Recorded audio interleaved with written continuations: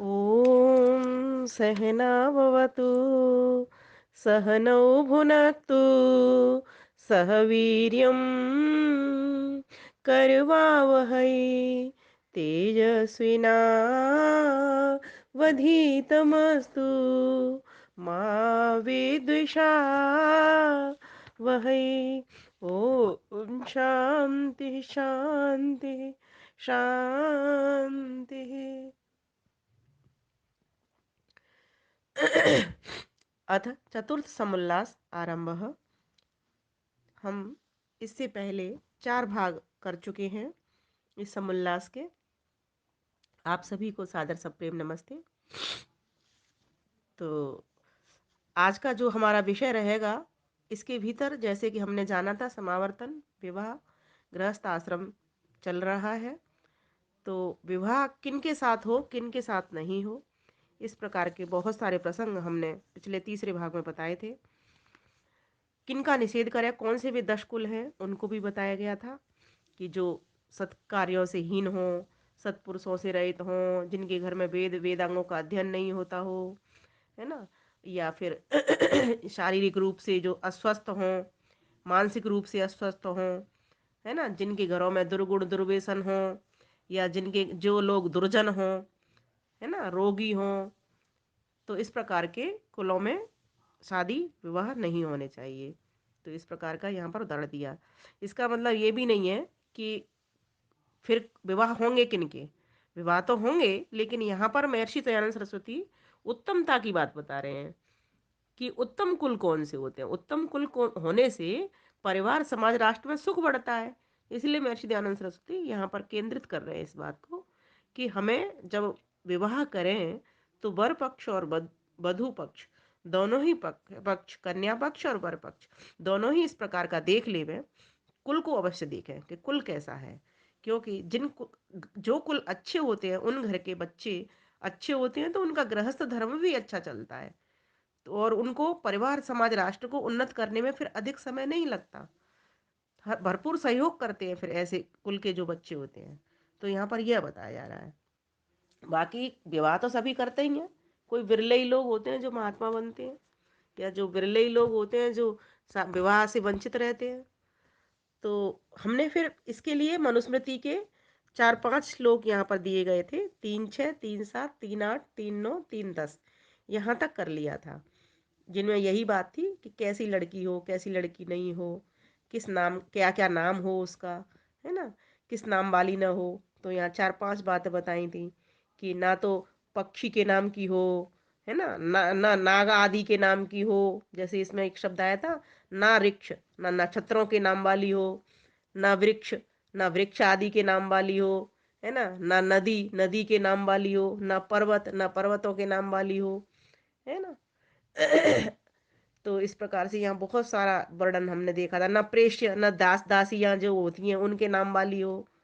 तो यहाँ पर एकदम उत्तमता की बात बताई जा रही है कि किस प्रकार की लड़की, लड़की का भी नाम भी सुंदर हो, नाम भी सुंदर हो, उसका गुण भी सुंदर हो, उसका काम भी सुंदर हो। तो ऐसी कन्या से विवाह करेंगे तो परिवार में निश्चित ही सुख बढ़ेगा। फिर और भी बताया था कि कैसी, कैसे उसकी चाल ढाल हो, है ना, कैसे उसके बाल हों, या सुंदरता के लिए भी कहा गया है कि कैसी हो वो। तो जो इसका मतलब ये तो नहीं है कि जो लड़की सुंदर नहीं है उससे विवाह नहीं होगा, होगा, उनसे उनके गुण कर्म के स्वभाव वाले लड़के से होगा। पर यहाँ पर जो बात बताई जा रही है कि उत्तमता की बात बताई जा रही है कि उत्तम परिवार, समाज, राष्ट्र के निर्माण के लिए हर तरीके की सुंदरता फिर व्यक्ति को देखनी पड़ती है। इसका मतलब ये नहीं है कि सिर्फ शरीर को ही सुंदर देखते रहे तो उसके गुण कर्म नहीं देखे। गुण कर्मों की तो बात पहले ही लिखते हैं कि किन कुलों से नहीं करनी, फिर आगे वो चलते हैं कि किन नाम वाली लड़कियों से नहीं करनी, और फिर आगे और कहते हैं कि कैसे उसके विकृत अंग हो तो नहीं करनी। क्योंकि कई बार ऐसा देखने में आ जाता है कि विकृतियां जब होती हैं ना, तब वो फिर आनुवंशिक विकृतियां भी होती हैं और भी फिर आगे की संतानों में भी आ जाती हैं। तो हमें तो अपने परिवार को, समाज को, राष्ट्र को उत्तम संतान देनी है ना। तो उत्तम संतान जब व्यक्ति देता है तो हर तरीके का चारों ओर से वो विचार करता है। तो हमने इस प्रकार से तीसरे भाग में जाना था। आज चौथे भाग में हम जानेंगे, एक प्रश्न रखा है महर्षि दयानंद सरस्वती ने हमारे लिए, विवाह का समय और प्रकार कौन सा अच्छा है। मतलब विवाह का कौन सा समय हो और उसकी प्रक्रिया कौन सी हो, कौन सी अच्छी मानी जाती है, ये बताया जा रहा है। तो जैसा हमने पहले पढ़ ही लिया था, 16 से लेकर 24 वर्ष तक की कन्या हो और 25 वर्ष से लेकर 48 वर्ष तक के पुरुष का विवाह का समय उत्तम है। आज भी उसका उत्तर यही दे रहे हैं कि जो कन्या की आयु का कन्या की जो आयु है विवाह की, वो तो 16 से 24 तक हो, वो अच्छी है। और जो पुरुष की है वो 25 वर्ष से लेकर 48 वर्ष तक के पुरुष का विवाह समय उत्तम है। इसमें जो 16 और 25 में विवाह करे तो निकृष्ट, मतलब 16 से मतलब यहाँ स्त्री के लिए कहा गया है और 25 वर्ष पुरुष के लिए कहा गया है। तो जो न्यूनतम आयु है वो 16 वर्ष है, क्योंकि 16 वर्ष तक रजस्वला होती है बेटी, उसमें रजस्राव होता है। और 25 वर्ष के पुरुष की तब उन्नति हो पाती है, उसका वीर्य तब बन पाता है बढ़िया परिपक्व। तो यहाँ ये बताया, लेकिन वो उतना परिपक्व नहीं है, इसीलिए उसको कहा कि ऐसा विवाह अगर होता है, 16 वर्ष की कन्या है और 25 वर्ष का युवक है, तो वो निकृष्ट विवाह की कोटि में आएगा। इससे भी और बढ़िया कौन सा है, मतलब मध्यम कोटि का। तो कहा 18 से 20 वर्ष की स्त्री हो और 30, 35 और 40, ये तीन आयु दी है इसमें, 30, 35 और 40, लग 30 में भी, 35 में भी, 40 वर्ष तक के पुरुष का विवाह मध्यम। और 24 वर्ष की स्त्री और 48 वर्ष के पुरुष का विवाह उत्तम है। तो यहाँ पर ये उत्तमता बता दी कि लड़की की जो एकदम बढ़िया आयु होती है वो 24 वर्ष, क्योंकि देखा भी जाता है पढ़ लिख करके बेटी परिपक्व शारीरिक रूप से और मानसिक रूप से फिट अगर कही जाए तो वो ये उत्तम आयु जो है वो 24 वर्ष की होती है। तो आजकल देखने में ही आ रहा है 24-25 वर्ष की आयु अच्छी होती है। लेकिन अगर इससे अधिक बढ़ती है तो भी वो अधिक हो जाती है, उससे आगे चल करके बहुत कठिनाइयाँ आती हैं, संतान उत्पत्ति में भी आती हैं और भी बहुत सारी समस्याएं आती हैं। और इसके बाद ऐसे ही 48 वर्ष तक के पुरुष का बताया विवाह उत्तम है। लेकिन अब यहाँ पर बहुत सारे लोग ये प्रश्न भी करते हैं कि 24 वर्ष तक की स्त्री हो और 48 वर्ष का पुरुष हो तो दूनी आयु का हो गया ना। लेकिन ऐसा नहीं है, कि यहाँ पर ये वैदिक रीति बताई है कि वैदिक रीति में इस तरीके का विधान है कि 48 वर्ष तक का अगर कोई व्यक्ति ब्रह्मचारी होकर के रहा है और पढ़ा लिखा है, हर तरीके का विद्वान हो गया है, अगर वो फिर 24 वर्ष की स्त्री के साथ में विवाह करता है तो उसको उत्तम संतान देगा, हर गुण देगा उसको। तो और आजकल वैसे जो देखने में आ रहा है वो तो ये आ रहा है कि 30 वर्ष, 28 से 30 तक की लड़कियां हो जाती हैं और इतने ही वर्ष के वो फिर चाहती हैं लड़कों की विवाह भी हो, तो ऐसा ही लड़का भी उसको मिलता है, तो समान समान सी उम्र होती है उसमें। ठीक है, वो भी ठीक है, लेकिन यहाँ पर ये वैदिक विधान बताया कि वैदिक दृष्टि से ये ज्यादा अधिक उत्तम है। फिर आगे क्या लिखते हैं महर्षि, जिस देश में इसी प्रकार विवाह का विधि श्रेष्ठ और ब्रह्मचर्य विद्याभ्यास अधिक होता है वह देश सुखी, और जिस देश में ब्रह्मचर्य विद्या ग्रहण रहित बाल्यावस्था और अयोग्यों का विवाह होता है वह देश दुख में डूब जाता है। क्योंकि ब्रह्मचर्य विद्या के ग्रहण पूर्वक विवाह के सुधार ही से सब बातों का सुधार और बिगड़ने से बिगाड़ हो जाता है। ये बात तो बिल्कुल ठीक है कि अगर जिस कुल के बच्चे ब्रह्मचारी और पूर्ण विद्या युक्त नहीं होंगे, वो कुल पूरा तो समाप्त हो ही जाएगा, साथ ही साथ वो समाज और राष्ट्र को भी ले डूबेगा। तो उस दृष्टि से यहाँ जो वैदिक पद्धति है, वैदिक रीति है विवाह की, जिसमें कि सीमा रखी गई है एक विवाह की कि आयु की क्या सीमा हो, वो ये सर्वश्रेष्ठ है। 24 से 25 वर्ष की बेटी हो और ऐसे ही 48 वर्ष तक का आदित्य ब्रह्मचारी पुरुष हो तो ये उत्तम कोटि का है। अब यूँ तो निकृष्ट कोटि में है ही, 25 साल के विवाह लड़के का हो, 25 से पहले नहीं हो। मैं तो कहती हूँ 25 से 48 वर्ष में हो, और आजकल हो रहा है। और ऐसे ही बेटी का भी विवाह 16 से 24 है ना, तो उसको भी हटा करके अब हमें 24 पूरा ले लेना चाहिए। तो यहाँ पर अब जो आयु निकल कर 24 साल की बेटी का विवाह होना चाहिए, इससे पहले नहीं करना चाहिए। अब इन्होंने तो कह दिया है इसको कि 16 और 25, पर हम कहते हैं उसको उत्कृष्ट ले लें यहाँ पर। और उसके बाद लड़के का जो देखें वो फिर 25 से 48 वर्ष तक का कभी भी कर लें। 30 की भी दी है, 35 की भी दी है और 40 की भी दी है, ये मध्यम और इस तरीके के तो हो ही रहे हैं विवाह। लेकिन यहाँ पर ये उत्कृष्टता की बात कही है कि उत्तम विवाह कौन सा है, तो वो 48 वर्ष का विवाह बताया गया है। क्योंकि महर्षि दयानंद सरस्वती चाहते हैं कि देश को उत्तम संतान मिले। उत्तम संतान मिलने के लिए उसके माता पिता की पूर्ण परिपक्वता बहुत जरूरी है, जिससे वे सभी गुण उस बालक के भीतर आए। बालक वीर बने, धीर बने, गंभीर बने, धार्मिक बने, याज्ञिक बने, वैदिक बने, तो उसके लिए विवाह की आयु क्या हो, ये महर्षि ने इसमें दे दी है। अब इसके बाद में एक पूर्व पक्ष ने आक्षेप किया है अब इस बात के ऊपर लेकर के। वो कह रहा है, एक श्लोक लेकर के आया है पाराशरी, अपने कहीं से लेके आया पाराशरी, यानी महर्षि पाराशर ने पाराशरी लिखी है, कोई प्रकरण भी दे रहा है 768। तो शीघ्र बोध का भी प्रकरण दे रहा है कि ये दो जगह पर ये बात आती है। दो श्लोक दिए हैं यहाँ पर, पहला श्लोक पाराशरी का, दूसरा शीघ्र बोध का। तो वो एक तरह से वो आक्षेप कर रहा है, जब महर्षि ने इतनी बात कही है तो कह रहा है नहीं जी, नहीं जी, आपकी बात ठीक नहीं है। देखो ये पाराशरी में तो ऐसे लिखा है, तो पढ़ के सुना उसको क्या बोल रहा है। अष्टवर्षा भवेत गौरी, नववर्षा च रोहिणी, 10 वर्षा भवेत कन्या, ततूर्ध्वम रजस्वला। देखो उसमें तो पाराशरी में तो ये लिखा है कि 8 वर्ष की कन्या की 8वें वर्ष विवाह में गौरी संज्ञा मिल जाती है, 9 वर्षा च रोहिणी, और 9वें वर्ष में रोहिणी उसको कहा जाता है, 10 वर्षा भवेत कन्या, और 10वें वर्ष में उसको कन्या बोला जाता है, तत् ऊर्ध्वम रजस्वला, और उसके ऊपर फिर वो रजस्वला की संज्ञा को प्राप्त हो जाती है। तो फिर एक और दूसरा दे रहा है वो शीघ्रबोध का। माता चैव पिता तस्या ज्येष्ठो भ्राता तथैव च त्रयस्ते नरकम यान्ति दृष्ट्वा कन्याम रजस्वला। 10वें वर्ष तक विवाह न करके रजस्वला कन्या को माता पिता और उसका बड़ा भाई ये तीनों देख के नरक में जा गिरते हैं।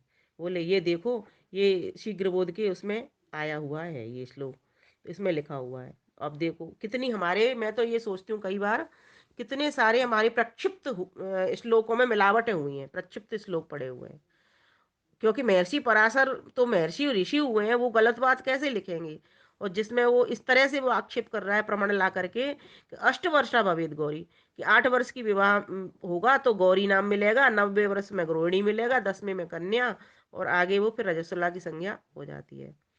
और अगर ऐसे तुमने 10वें वर्ष तक विवाह ना किया तो रजस्वला कन्या को फिर माता पिता और उसका बड़ा भाई ये तीनों देख के नरक में गिर जाते हैं। मतलब अगर इन आयु में तुमने विवाह नहीं किया तो माता पिता और भाई ये दोनों पाप के भागी होते हैं, वो ये कहना चाह रहा है। तब फिर महर्षि उससे क्या कह रहे हैं देखो, कि उसने जब ये बात की है ना प्रमाणों की, तो महर्षि भी कम नहीं है प्रमाण बनाने में। उन्होंने कहा कि ये भी बना के लाया है गड़बड़ घोटाला, तो उन्होंने बोल दिया ब्रह्मोवाच, ब्रह्मा जी कहते हैं। अब उससे वो निकलवाने के लिए कह रहे हैं, क्या महर्षि को शौक थोड़ी चढ़ा है गलत बात बोलने का, और ऋषि थे, ऋषि गलत कैसे बोलेंगे। लेकिन देखे अभी क्या कहेगा ये, इसीलिए उससे उगलवाने के लिए कह रहे हैं। देखो ब्रह्मोवाच, ब्रह्मा जी ने कहा है। ये सत्य निर्मित लिख दिया यहाँ पे नीचे, मतलब फौरन बनाया हुआ है तुरंत ही। ब्रह्म पुराण का वचन है, उसको कह रहे हैं कि ये ब्रह्म पुराण का है। फिर बाद में बताएंगे उसको कि मैंने क्यों कहा। तो कह रहे हैं उसे उगलवाने के लिए, जैसे किसी बात को कहलवाने के लिए उसी के द्वारा कहलवा दें कि हाँ ये बात ठीक है, तो इसीलिए उसको कह रहे हैं ब्रह्मा उवाच। ब्रह्मा कहता है एक क्षणा भवेद गौरी, द्विक्षणे यंत्र रोहिणी, त्रिक्षणा सा भवेद कन्या, यत ऊर्ध्वम रजस्वला। जितने समय में परमाणु एक पलटा खावे उतने समय को क्षण कहते हैं। तो कहा एक क्षण भवेद गौरी, जब कन्या जन्मे तब एक क्षण में गौरी नाम, दक्षिणे यंत्र रोहिणी, दूसरे क्षण में रोहिणी नाम, त्रिक्षणासा भवेत कन्या, और तीसरे क्षण में कन्या, और चौथे में यत ऊर्ध्वम रजस्वला, रजस्वला हो जाती है। उस रजस्वला को देख के फिर कहा माता पिता तथा भ्राता मातलो भगिनी स्वका, सर्वे ते नरकम यान्ति दृष्टा कन्याम रजस्वलाम। बिल्कुल ठीक उसी की तर्ज पे ये बना दिया है स्वामी जी ने। उस रजस्वला को देख के उसकी माता पिता भाई मामा और बहन सब नरक को जाते हैं। ये उसको दे दिया कह करके। तब वो क्या कहता है देखो, पूर्व पक्षी देखो कहता है, प्रश्न उठाता है ये श्लोक प्रमाण नहीं है। उत्तर, स्वामी जी कहते हैं क्यों प्रमाण नहीं है, जो ब्रह्मा जी के श्लोक प्रमाण नहीं तो तुम्हारे भी प्रमाण नहीं हो सकते फिर, जो तुमने पाराशरी का बोला है। तो प्रश्नकर्ता कहता है पूर्व पक्ष, वाह वाह, पाराशर और काशीनाथ का भी प्रमाण नहीं मानते। तो स्वामी जी उत्तर दे रहे हैं, वाह जी वाह, क्या तुम ब्रह्मा जी का प्रमाण नहीं करते मानते। पराशर काशीनाथ से ब्रह्मा जी बड़े नहीं है क्या, जो तुम ब्रह्मा जी के श्लोकों को नहीं मानते, तो हम भी पराशर काशीनाथ के श्लोकों को नहीं मानते। तो प्रश्नकर्ता कह रहा है पूर्व पक्षी, तुम्हारे श्लोक असंभव होने से प्रमाण नहीं, क्योंकि सहस्त्रों क्षण जन्म समय में ही बीत जाते हैं, तो विवाह कैसे हो सकता है, और उस समय विवाह करने का कुछ फल भी नहीं दिखता। तो उत्तर दे रहे हैं, जो हमारे श्लोक संभव है तो तुम्हारे भी तो अशुद्ध हैं, क्योंकि 8, 9 और 10वें वर्ष विवाह करना निष्फल है, क्योंकि 16वें वर्ष के पश्चात 24वें वर्ष तक विवाह होने से पुरुष का वीर्य परिपक्व, शरीर बलिष्ठ, स्त्री का गर्भाशय पूरा और शरीर भी बलयुक्त होने से संतानोत्तम होते हैं। मतलब उसको लाइन पर स्वामी जी लेकर के आ गए, इस तरह से लाइन पे लेकर के आ गए उस पूर्व पक्षी को। तो मतलब ये इतनी मिलावट गड़बड़ घोटाला किया है लोगों ने, हमारे ऋषियों महर्षियों को बदनाम इतना किया है। उसी तरीके से फिर उन्होंने ये बता दिया कि देखो इन श्लोकों पर विश्वास मत करो, ये जो तुम कह रहे हो कि पराशरी श्लोक लिखा है अष्टवर्षा भवेद गौरी नववर्षा च रोहिणी, कि 8वें वर्ष में कन्या वो गौरी होती है लड़की, और 9वें में रोहिणी नाम जाना जाता है, और 10वें में कन्या कहा जाता है, और फिर उसके ऊपर जब 13-14 साल की होती है तो रजस्वला हो जाती है। तो बोले ये सब मिलावट की बात है, ऐसे समय में कोई विवाह नहीं करना है। जब तक बेटी परिपक्व नहीं हो जाए, 24 वर्ष तक नहीं हो जाए वो, तब तक विवाह मत करो उसका। 16 से 24 वर्ष इसीलिए मनुस्मृति में ये विधान आया है, तो उन्होंने पहले प्रमाण दे ही दिया था इसका। तो फिर अब ये दूसरी बात उससे उगलवाने के लिए स्वामी जी ने ये फटाफट सद्य निर्मित ब्रह्म पुराण का वचन ये लिखा हुआ है ना, कि फौरन बना के बोला है कि एक चढ़ में गौरी, दूसरे चढ़ में रोहिणी, तीसरे चढ़ में कन्या, और चौथे में रजस्वला। तब फिर वो इस बात को मान गया, उससे मनवा ली ये बात। कह रही है तो तुमने बनाया बनाया हुआ है, पहचान लिया उसने। बोले तो हमने बनाया तो तूने भी तो बनाया है। तो ये ऐसी दकियानूसी गड़बड़ घोटाले वाली बातों को मत माना करो। बोले सही मनुस्मृति के प्रमाणों को जानो, इस मनुस्मृति में एकदम सही प्रमाण मिल रहे हैं, और इन प्रमाणों से आप खुद अनुमान भी कर सकते हो, और प्रेजेंट में प्रत्यक्ष में देख भी लो कि कब लड़की कब परिपक्व होती है, कब पुरुष परिपक्व होता है। तो इस प्रकार से महर्षि दयानंद सरस्वती ने बहुत श्रम किया है यहाँ हमारे लिए। जैसे 8वें वर्ष की कन्या में संतानोत्पत्ति का होना संभव है, वैसे ही गौरी रोहिणी नाम देना भी ये ठीक नहीं है, अयुक्त है, युक्त नहीं है। यदि गौरी कन्या न हो किंतु काली हो तो उसका नाम गौरी रखना व्यर्थ है। सही, ठीक भी बात भी है, क्योंकि गौरी नाम तो वो दिया जाता है ना, गोरे रंग वाली, गौर वर्ण वाली। और काली हो फिर भी तुम उसको गौरी कहोगे तो ये तो व्यर्थ है ना। और दूसरी बात, गौरी महादेव की स्त्री थी, महादेव की पत्नी को भी तो गौरी कहते हैं। और रोहिणी वसुदेव की पत्नी थी, स्त्री थी, उसको तुम पौराणिक को माता के समान समान सम्मान देते हो। तो जब कन्या में मात्र में गौरी आदि की भावना करते हो तो फिर उनसे विवाह करना कैसे संभव और धर्मयुक्त हो सकता है। देखो उन्हीं की बात से उन्हीं को ही बता रहे हैं इस बात को। इसीलिए तुम्हारे और हमारे दो दो श्लोक मिथ्या ही हैं। तो आप कह दिया ना, तुम्हारे और हमारे दो दो श्लोक मिथ्या ही हैं, क्योंकि जैसा हमने ब्रह्मोवाच करके श्लोक बना लिए हैं, वैसे ही पाराशर आदि के नाम से अपने मतलब सिंधु लोगों ने श्लोक बना लिए हैं। मतलब सिंधु कह दिया उसको, सिंधु सागर को कहते हैं ना, मतलब जहाँ मतलब भरा होता है, पानी भरा होता है सागर में, ऐसे मतलब भरा होता है। जिन लोगों को अपने मतलब पसंदीदा लोग होते हैं, वो अपना उल्लू सीधा करने के लिए उन्हीं को मतलब सिंधु कहा गया है, वो श्लोक बना लेते हैं। और देखो कितने आसानी से बन जाते हैं, उन्होंने ये बना के दिखा दिया था ना, एक क्षणा भवेद गौरी दुख क्षण यंत्र रोहिणी, ठीक उसी के ऊपर क्षण क्षण लगा करके उन्होंने नाम फिट कर दिए। तो बोले ये तो बहुत आसानी से बन जाते हैं, तो इन पर भरोसा मत करो। इसीलिए इन सब का प्रमाण छोड़ के वेदों के प्रमाण से सब काम किया करो। देखो मनु महाराज क्या कह रहे हैं। तो अब यहाँ मनु महाराज के बहुत सारे यहाँ पर उदाहरण आएंगे श्लोकों को ले ले करके, तो अब हम उसको अगले भाग में ले लेंगे। तो आज के लिए हम इतना ही करते हैं। आप सभी का धन्यवाद। पढ़िए, बड़ी इंटरेस्टिंग स्टोरी है ये, प्रश्नोत्तरी भी आनंद आ रहा है, और इससे पता चलता है कि दुनिया में कितनी मिलावटें हैं। और महर्षि दयानंद सरस्वती एक भी भ्रम नहीं छोड़ना चाहते, एक भी अज्ञान नहीं छोड़ना चाहते, एक भी कालापन नहीं छोड़ना चाहते, हर कालेपन को दूर करना चाहते हैं, हर अंधकार को मिटाना चाहते हैं। और हम सभी के लिए इस श्रम को कर रहे हैं। तो हम सभी को भी थोड़ा बहुत ये सुनने का श्रम, इस वीडियो को साझा करने का श्रम, लोगों तक शुद्ध ज्ञान पहुंचाने का श्रम अवश्य ही करना चाहिए। तो आज के लिए हम यहीं विराम देते हैं, और अगला हम जो भाग लेंगे वो अगली बार के लिए। धन्यवाद, नमस्ते।